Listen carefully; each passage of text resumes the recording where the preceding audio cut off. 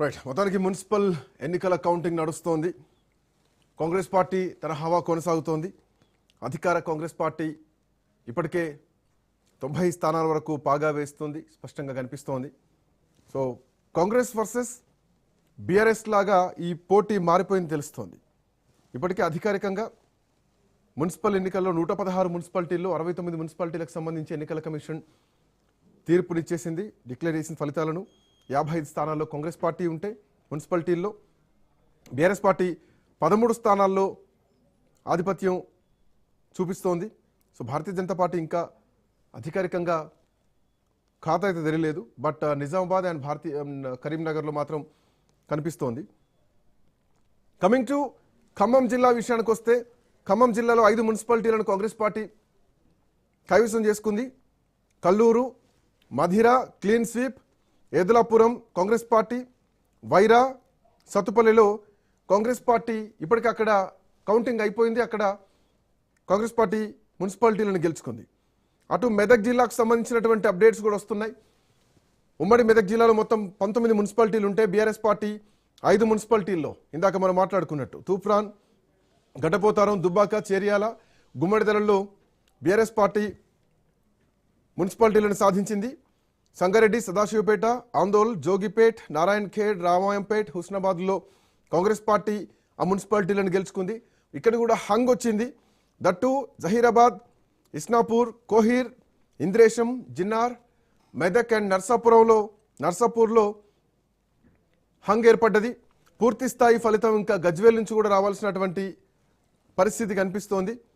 నిజామాబాద్ కార్పొరేషన్లో కూడా Bharatiya Janata party lead కనిపిస్తోంది. బీజేపీ నిజామాబాద్ మున్సిపల్ కార్పొరేషన్లో కొంత లీడ్ అయితే కనిపిస్తోంది. రైట్, మా bureau chief Raj Reddy news room నుంచి అందుబాటులో ఉన్నారు. Raj Reddy, good evening. సో ఉదయం నుంచి చూస్తున్నాం, ఉత్కంఠ కనిపిస్తోంది, కాంగ్రెస్ పార్టీ హవా కూడా కనిపిస్తోంది.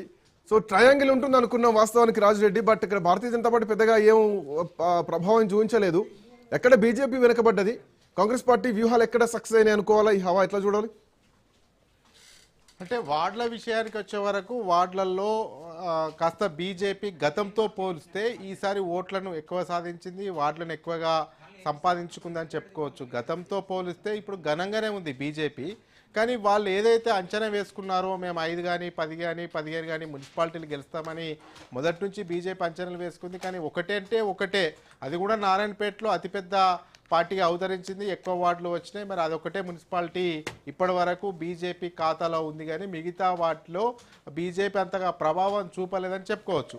అయితే కార్పొరేషన్ల విషయానికి వచ్చే వరకు బీజేపీ ఇటు నిజామాబాద్ కానీ కరీంనగర్లో కానీ మంచి పరిస్థితుల్లోనైతే ఉంది. ఇప్పటికైతే లీడ్లోనైతే కరీంనగర్లో, అదేవిధంగా నిజామాబాద్లో కార్పొరేషన్లో కనబడుతుంది. అయితే ఇక్కడ సమీకరణాలు ఏ రకంగా ఉంటాయనేది కూడా చూసుకోవాలి శ్రీకాంత్. ఎందుకంటే ఇక్కడ మ్యాజిక్ ఫిగర్ అనేది రావాలా. ఇప్పుడు కరీంనగర్లో 66 కార్పొరేషన్ స్థానాలు ఉన్నాయి, డివిజన్లు ఉన్నాయి. అందులో దాదాపు 34 వస్తేనే మ్యాజిక్ ఫిగర్ వచ్చినట్టు. మరి బీజేపీకి ఆ 34 మ్యాజిక్ ఫిగర్ వస్తుందా? మ్యాజిక్ ఫిగర్కు తక్కువై అతిపెద్ద పార్టీగా అవతరిస్తుందా? అదేవిధంగా నిజామాబాద్లో కూడా మ్యాజిక్ ఫిగర్ వస్తేనే బీజేపీ కైవసం చేసుకుంటుంది. అరవింద్ కూడా గతంలో మొన్న చెప్పాడు, గతంలో కూడా మనము మేయర్ స్థానాన్ని గెలుచుకునే దగ్గర దాకా వచ్చాము, 3 సీట్ల దూరంలో మనం ఓడిపోయాము. ఈసారి కూడా అలాంటి ఇబ్బంది ఉంటే మళ్ళీ బీజేపీ పార్టీ మళ్ళీ కార్పొరేషన్ మేయర్ను గెలుచుకునే అవకాశం ఉండదు అని చెప్పాడు.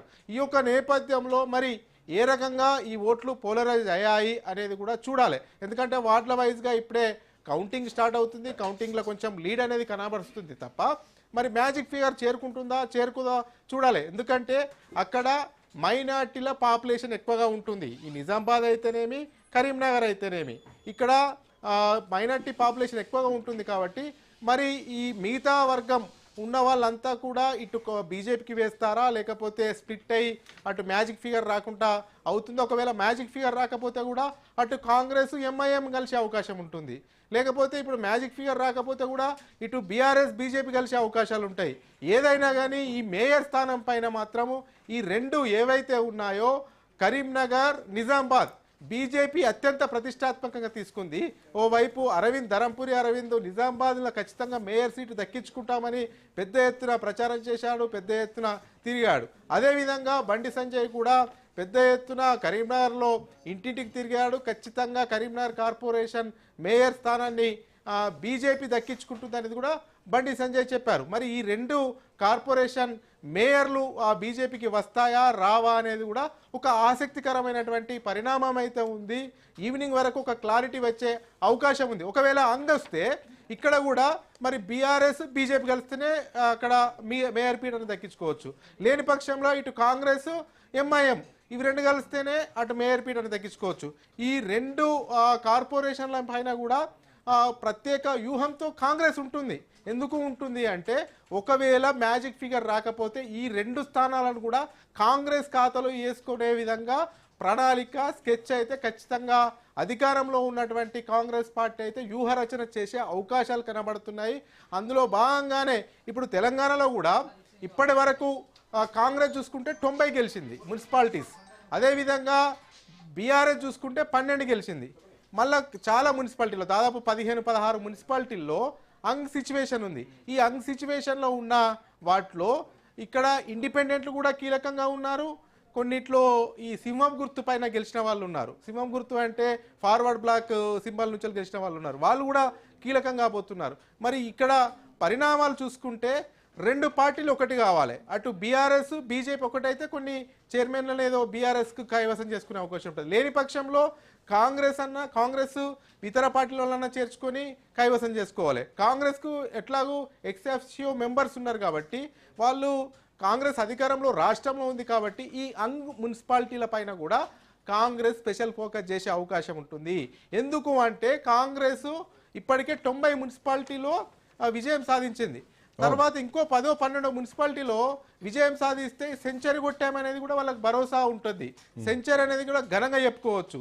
ఏఐసిసి దృష్టిలో కూడా 116 మున్సిపాలిటీలు ఉంటే 100-102 మున్సిపాలిటీలు మేమే గెలుచుకున్నాం. ఇక కాంగ్రెస్ పార్టీకి తిరుగులేదు.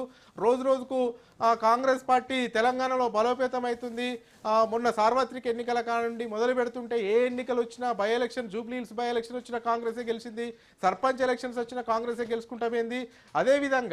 అదేవిధంగా ఇప్పుడు ఉన్నటువంటి సిచ్యువేషన్లో కూడా మున్సిపాలిటీ ఎన్నికల్లో కూడా అటు మన సర్పంచ్ ఎన్నికల కన్నా ఎక్కువ స్థానాలు గెలిచింది. ఇవన్నీ వాళ్ళు చెప్పుకోవడానికి బాగుంటుందనే ఉద్దేశంతో ఖచ్చితంగా ఈ అంగ్ స్థానాలు ఏవైతే ఉన్నాయో వాటిపైన స్పెషల్ ఫోకస్ పెట్టే అవకాశం ఉంటుంది. ముఖ్యంగా చూసుకున్నట్టయితే అంగ్ ఉన్నటువంటి ప్రదేశాలు కోహీర్, జహీరాబాద్, ఇంద్రేశం, ఇస్నాపూర్, జన్నారం, జనగం. ఈ జనగంలో పల్లరాజేశ్వర్ రెడ్డి బీఆర్ఎస్ సంబంధించినటువంటి ఎమ్మెల్యేగా ఉన్నాడు కాబట్టి ఇక్కడ మరి బీఆర్ఎస్ కూడా తమ మున్సిపల్ చైర్మన్ తమ అభ్యర్థిని గెలిపించుకోవాలనే తాపత్రయం కూడా పల్లరాజేశ్వర్ రెడ్డిలో ఉంటుంది.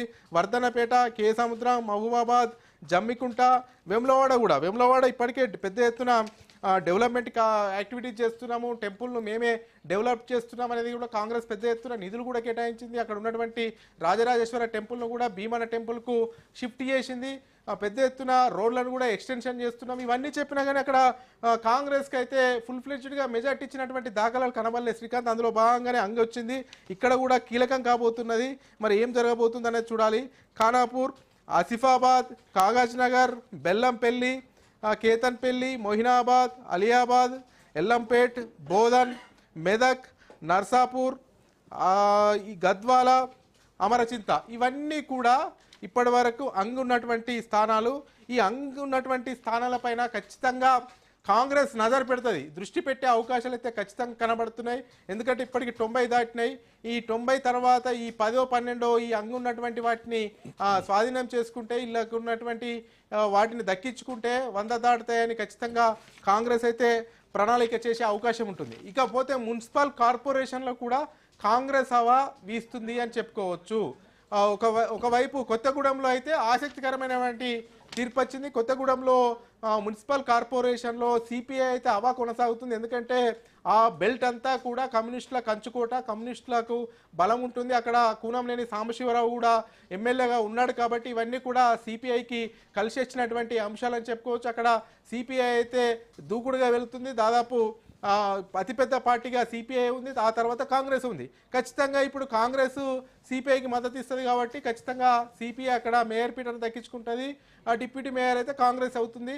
కాబట్టి ఇది కూడా మిత్రపక్షమైనటువంటి సిపిఐ దక్కించుకున్నా కానీ ఇందులో మా ప్రమేయం ఉందని కూడా కాంగ్రెస్ దీంట్లో రాజరెడ్డి మంత్రులు ఎక్కడైతే ప్రాతినిధ్యం వహిస్తున్నారో వాళ్ళ నియోజకవర్గాల్లో కూడా అక్కడ మున్సిపాలిటీలను గెలుచుకోవడంలో కొంత సక్సెస్ అయ్యారనుకోవచ్చా? ఈవెన్ శ్రీధర్ బాబు మంత్రి నియోజకవర్గం నుంచి గెలిచినా కానీ ఆయన లేకున్నా కానీ వాళ్ళ తమ్ముడు పూర్తి బాధ్యతలు తీసుకున్నారు. శ్రీధర్ బాబు గెలుపైన ధీమా వచ్చేసింది, తమ్ముడు పూర్తి స్థాయిలో గెలిపిస్తారన్నటువంటి నమ్మకం వచ్చింది. ఆయన మిగతా ఎన్నికల్ని కాన్సన్ట్రేట్ చేశారు, మిగతా నియోజకవర్గాలు లేదంటే రాష్ట్ర స్థాయిలో ఉన్నటువంటి